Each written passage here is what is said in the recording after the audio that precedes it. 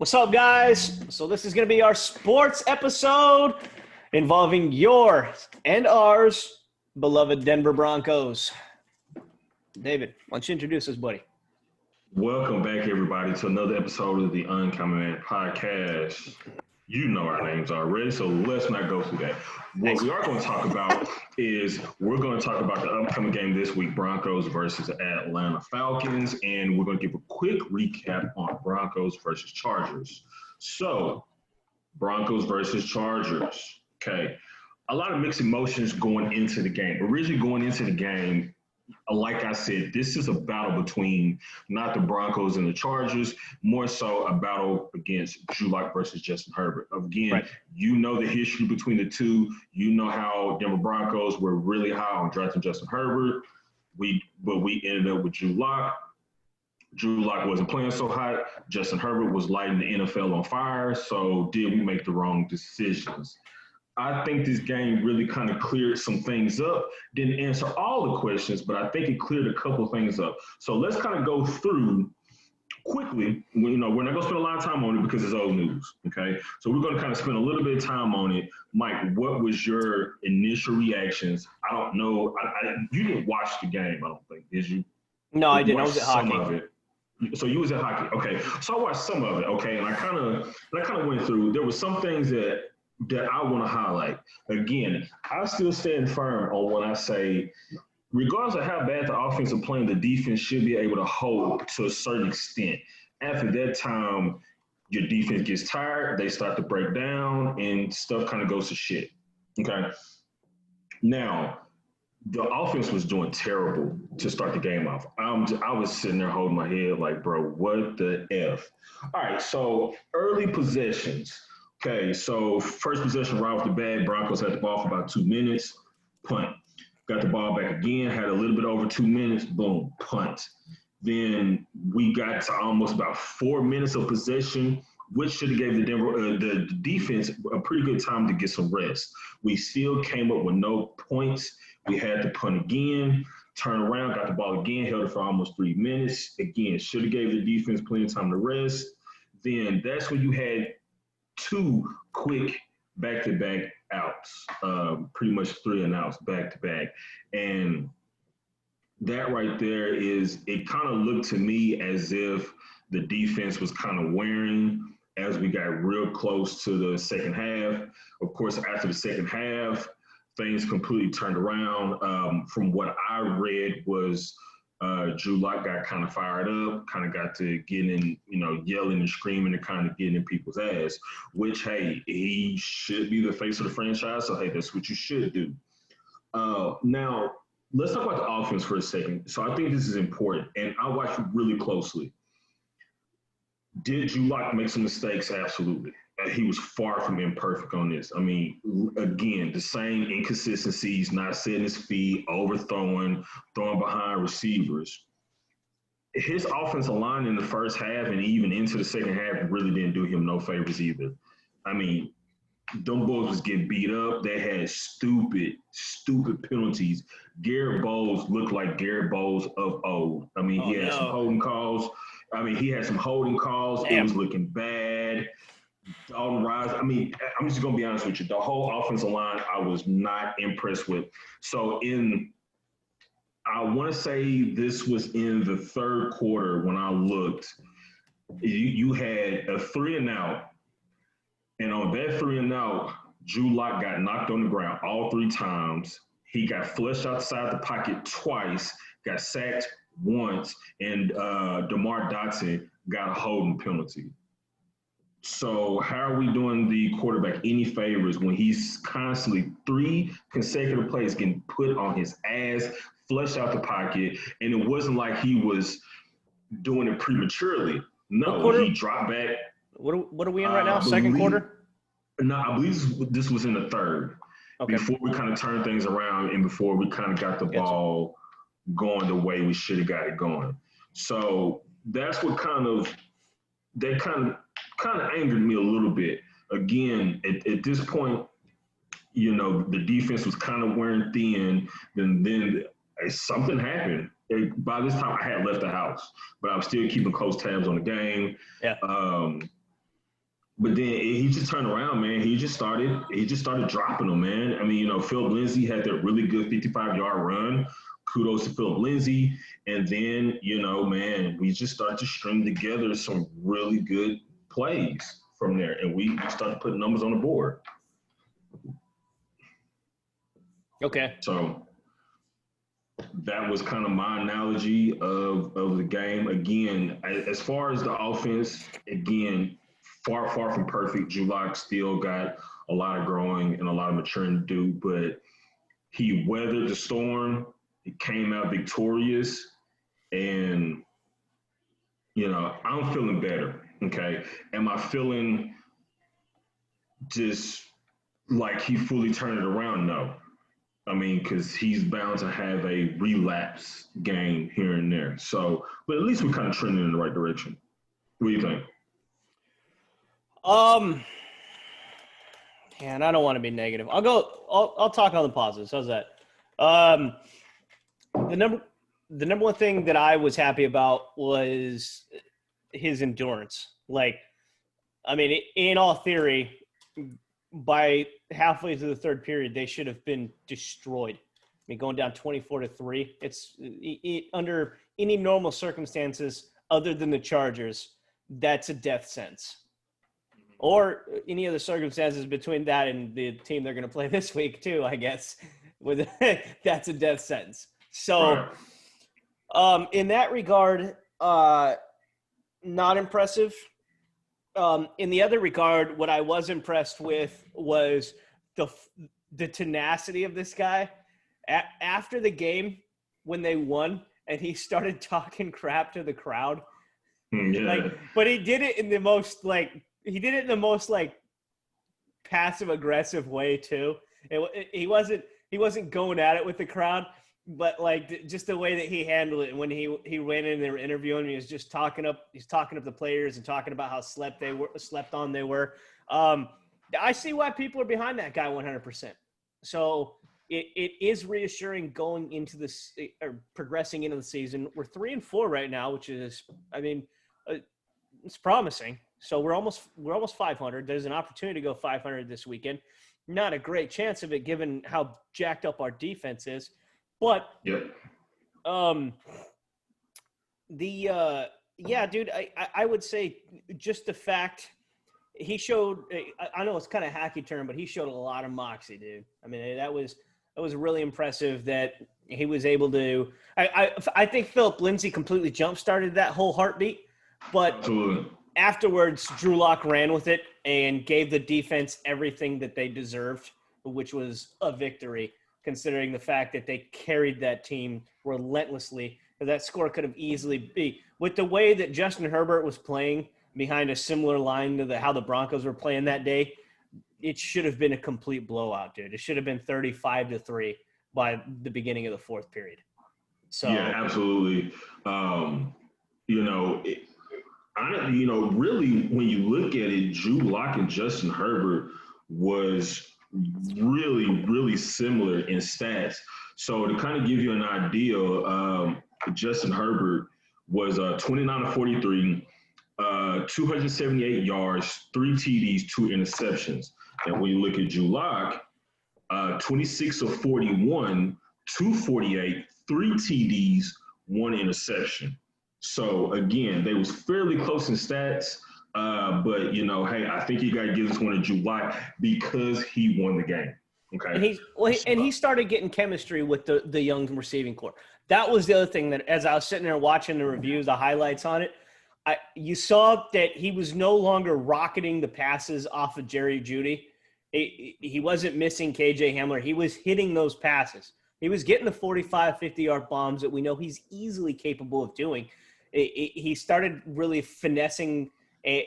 Something clicked between him and the receiving core, and if that parlays, that's exactly what everybody was forecasting at the beginning of the season as to why this is potentially the most dangerous offense in the NFL. Absolutely. All right, so enough with the Chargers versus the Broncos. Again, we kind of know how we stand on that one. So let's talk about Denver Broncos and Atlanta Falcons. So right now, the Atlanta Falcons are currently sitting at 2-6. We're sitting at 3-4. But for some reason, they have the Falcons at a 63% chance of winning this game. Honestly, in my opinion, I think the only reason why they have those odds the way they do is because of Matt Ryan. Not because Matt Ryan is some light the world on fire quarterback now in his time, but I think just because he's a veteran. Okay, so we have a lot of noticeable. He's been to a Super Bowl. He's been to a Super Bowl. I mean, minus like what Hasselbeck, you don't get there by accident, or whoever the hell the dude. What was that Gerback that took the Buccaneers to a Super Bowl? Oh, fuck, man. I can't remember. Yeah, it was like whoever won. You can't even remember who the quarterback was that won the Buccaneers game against the Raiders. You remember Rich Gannon being in it. You just don't remember who was playing for Tampa when they won that. So, yeah. Yeah. So, noticeable injuries or possibly outs is Bryce Callahan. He's questionable for the game. Nick Van Nett, he's questionable, we really don't need the guy. AJ Bouye is out. That is a problem. Yeah, so AJ Bouye No, I'm talking out Vanette. Yeah, Vanette. That was a horrible signing in the first place. Yeah, so AJ Bouye, he's out for a second time this year. Deontay Spencer, our punt return and kickoff return, he's doubtful. And you have Trey Marshall, which on the flip side, the Falcons are missing Calvin Ridley. He's going to be, he's questionable. Was probably out, and Dante Fowler. So let's kind of sum this up. Obviously, Matt Ryan is having a way better season than Drew Lock.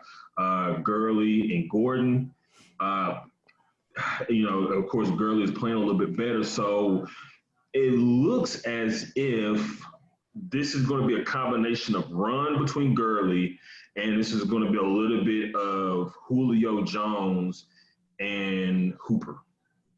Not Hooper. Gosh, what's his name? Whatever tight end they have. Hayden Hurst. That seems like Hurst. Okay. That's going to be a little bit of the combination of what you have to watch out for. You're sleeping on Russell Gage, too. Yeah, so then Russell Gage was on that LSU team a handful of years ago. He was basically the latter end of the receivers with Beckham and Landry. Oh, okay. So that's probably why I didn't know it's the guy. So, it can really go either way with you having Callahan and Bouye possibly not playing. So now you have to rely on a bunch of young guys. Right. Your Isang Bassi, your Michael Ojemudia, and Bosby. That could spell trouble because we know Julio Jones is just a freak of all freaks. That really can go either way. So I'm just kind of curious on how do you think this game is going to go? So I think this is really going to come down to whether or not Gurley and Brian Hill can carry the Atlanta offense, because our defensive line is a nightmare. It doesn't matter who they're playing against. When it comes to pressure, that's one thing I got to give Elway and the crew. Those guys are great at finding unappreciated talent that can rush the passer.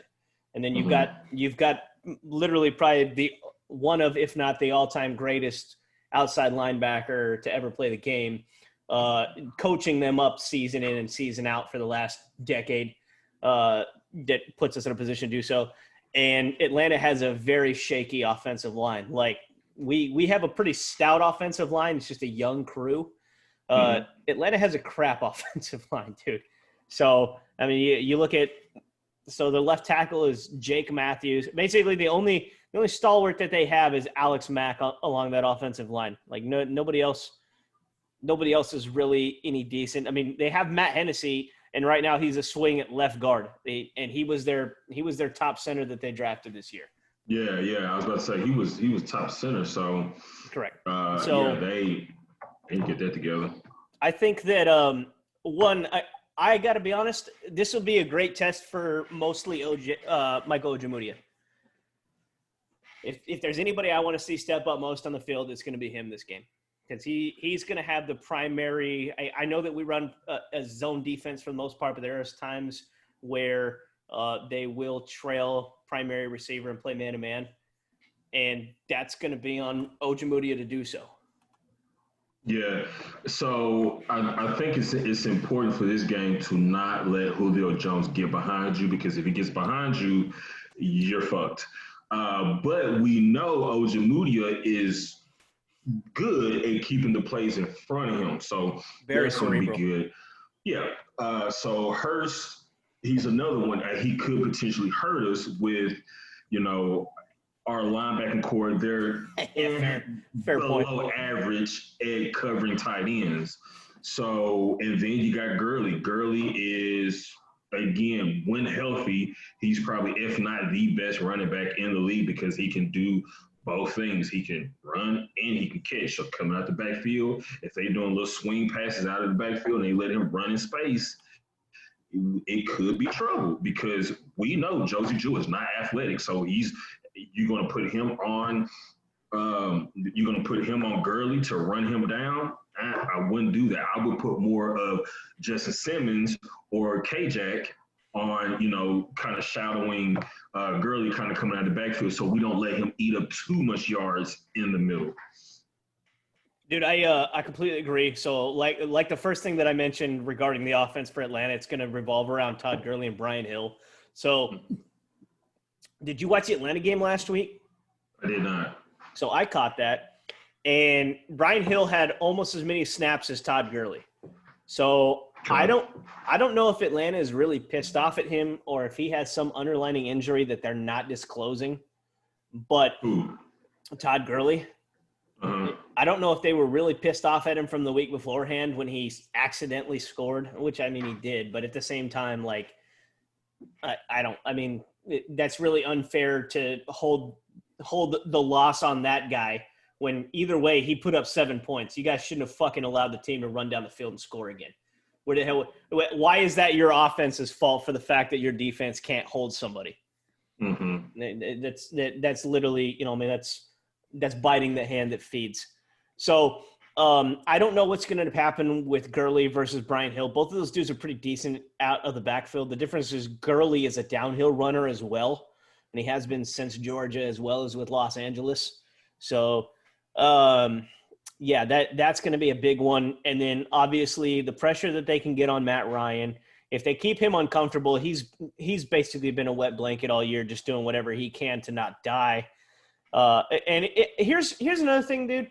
I can't believe Matt Ryan this year has been more mobile than Drew Lock. That has absolutely drove me nuts. How the hell is Matt Ryan? How does he have more rushing yards than Drew Lock in one game than Drew Lock does all season? Like, what's going on, dude? I know that Lock's not supposed to be mobile, but at the same time, I mean, getting 10 yards, we're back in Peyton Manning territory. Right. Man, I don't know if they're not telling him to run, or, I mean, just as we saw in the Chargers game, when flushed out the pocket, he tries to take off running, but when you got Bosa and Ingram bearing down on you, I don't know how far you're going to get. But yeah, nowhere apparently. Yeah, definitely nowhere. You ain't going nowhere. Well, I mean, honestly, with us having to play them more, Drew Lock may want to think about scrambling a little bit more, especially to reserve some of those plays in, eat up some yardage. Well, so question, how is their defense? Because I haven't watched Atlanta, so how is their defense? Is it pretty awful? Oh, they're horrible. They are terrible in all facets. Could be our benefit then. Yeah, dude. So this is all going to stem on our offense being able to score on this season, this game. In theory, this is all in theory. We're not making any precognition that they're going to end up winning. None of that shit. They should destroy this defense, dude. I mean, you look at our receivers, KJ Hamler. There's nobody on the Atlanta depth chart that can keep up with KJ Hamler's speed. Nobody. Keanu Neal can't. Ricardo Allen, I don't even know who that is. I don't think most Atlanta fans know who that is. Isaiah Oliver, he was kind of good at one point in time. He hasn't been good for the last 5 years. So when you look at them trying to cover Noah Fant, now you look at Albert O heating up. You look at Tyree Cleveland's on the depth chart now. We know what he can do on the big end. You've got Jerry Jeudy. You've got, let's see, Tim Patrick's the only one that's on the Q report right now. So when you look at that receiving core and how lethal they are, I would throw every single pass up as a jump ball, dude. Either try and take the top off the defense, or I would throw up a jump pass. Because, I mean, there's nobody on Atlanta's depth or defense that can maintain with that team. And they just showed that against Detroit. Detroit has 2 receivers, dude. They've got T.J. Hawkinson, and they've got a busted-up fucking Kenny Golladay. Yeah. So, there's no excuse for the Broncos to not obliterate Atlanta in this game. I mean, they'll manage to squander it. I fully believe that they'll find they can manage to squander it. But this should be a gimme game offensively. Yeah, and if their defense is as bad as you say, and with us having all the weapons that we have on offense, we should be able. I mean, honestly, if we don't put up more than 24 points in this game, I'm not going to be happy. Period. Agreed. I'm not going to be happy because 100%. If their defense is that bad, Drew Lock should easily come away with 3 touchdowns. We should have a rushing touchdown in there as well, because there's no reason why our receivers, Noah Fant, Jerry Jeudy, and them should not feast on this lackluster defense. I mean, period. Dude, Fowler and McKinley aren't even playing in the game. And McKinley's a mediocre player as it is. I'm not even giving him an upper tier player. He's okay. He's not even really good. Fowler is a pretty good player when he's in the right system. But the other ones, Grady Jarrett's a beast. I'll give Grady Jarrett it's a lefty tackle. He's going to be playing against – he's going to be on the Reisner and – both sides. I'm sorry, not Reisner. He's going to be on the Moody and Dotson. Oh, shit. Moody's going to be playing. Uh-oh. What happened to Graham Glasgow? Glasgow got injured. Schofield hasn't played since got injured. The Super Bowl run, silly goose. Schlattman. Schlattman played right guard last game. So is he playing over Schlattman? They have him penciled in as or center. He's dressing. They have him penciled in as alternate center. Schlattman, and left guard for Reisner, behind Reisner. So we've got left tackle. Behind left tackle is going to be Calvin Anderson, that gigantic dude from Arkansas. Actually, I think he's from your alma mater, dude. If I remember correctly, Anderson. UCA. Yeah, right. He's like 6'9" or some shit. Yeah, he's ungodly huge. So, but yeah, dude, as of right now on the depth chart, they have Moody penciled in to play right guard this week, which is going to be. Is he starting or? They have him penciled in as starting on the the depth chart. So that'll be. Maybe what they weren't. Schlattman then? God. Now, Schlattman was pretty bad last week. I mean, that's probably why. Either that or they was like, oh, fuck that. We cannot put him in this game. Yeah, but I mean, as of current roster right now, this is pretty up to date. They got Moody starting at right guard, and Schlattman is the backup to Reisner and Cushenberry. So interesting. He's going to have to go against Grady Jarrett on the D line. That's going to be a big test because that's a bad man. They're not doing no favors this week. They're not doing no favors. Now, granted, Moody is a mauler, which we all know this. Yeah, so is Grady Jarrett. If not for his injury history, Muti would have went first, second round easily. So, but is he over his injuries? That's the thing, because he's had multiple Achilles. I think he had an ACL tear or something like that, or something significant. So I'm surprised that we're even playing him this season. Or we're just down to bare nothing. He gonna learn this week. Just don't get you like Hill, man. Just don't get you like Hill, okay? Yeah, that's all I fucking ask. Nothing else, dude. I mean, he's got that big Polynesian body. So, I mean, he's at least in the way. So you got to move him in order to get him out of the way, as opposed to being able to sneak around him. Because Grady Jarrett's a pretty big dude, too. So, or maybe, honestly, they may have a double team on Jared with Cush and Muti, or then you can do Muti and Dotson, do a double team. You double team first, then have Dotson break off and attack somebody else. Maybe, I don't know. Well, if they were smart, dude, you would run every play to the left. I would take my chances against Steven Means and Ty Ealer. I know it's pronounced Tyler, but the way that they spell this guy's name is stupid. Tyler Davison. I would literally just maul him every single play as a pull and power rush on the left-hand side, because the only other one that they've got at that point in time is going to be Deion Jones and AJ Terrell to try and stop that offensive line coming through. So I would go differently. I would run right at him. I would run right at him, but double team him. Who, Grady Jarrett? Run right at him. Yeah, run right at him, but double team him. Double team him, run right at him. Because when you run away from him, he can flow and he can fit. So that is true. He's pretty quick. Yeah, that's what I'm saying. He's pretty quick. And if you have a cutback, you have to cut out the back door, boom, you got that big boy standing right there. He'll smack you every single time. So I would run right at him and I would double team him. That's smart. Yeah, exactly. Take him off his game. I like that. That's a good game plan. Because you got to think about it, and this happens to Von Miller a lot. When you get double teamed and triple teamed and chipped so many times throughout a game, it's kind of self-defeating. At some point, you're like, fuck, I can't do nothing. Like, I'm constantly getting doubled, tripled. You got a fullback blasting off, hitting me. You got the center in the guard, kind of trying to drive me off the ball. And at some point, that's kind of defeating. So I would run right at him. So start the game out by beating him up and then end the game by chipping him and running away? Yeah, I would go at him early just to kind of set the tone, beat him up. Maybe he gets like super gassed, because you're trying to fight off two people. You get gassed. Question: where are we playing at? It's in Atlanta. It's in Atlanta. Okay, so that's not going to work, because I thought, maybe if we playing in Denver, playing the altitude, go ahead early, double team him, get him real gassed.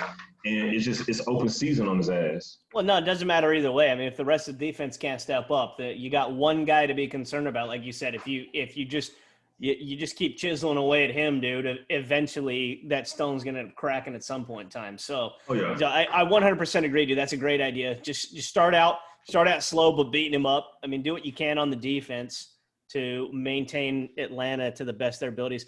Now, the other thing that we're looking to is Julio Jones has had an impending injury all season. I mean, he still put up a really good stat line. I won't shortchange him at all. But hamstring, as we know with one of our other significant wide receivers, hamstring is a tedious injury that seems to keep rearing its ugly head at terrible times. So if that is the case for Julio Jones at any point in time throughout the day, they're going to have to rely on a questionable Calvin Ridley. So if he's there, which, I mean, he probably will be. Let's not kid ourselves. As of right now, listed as questionable with his foot, he'll be there. He'll play. That's all it is. So, yeah, so they're going to have to maintain Ridley, Russell Gage. Russell Gage is a fast dude.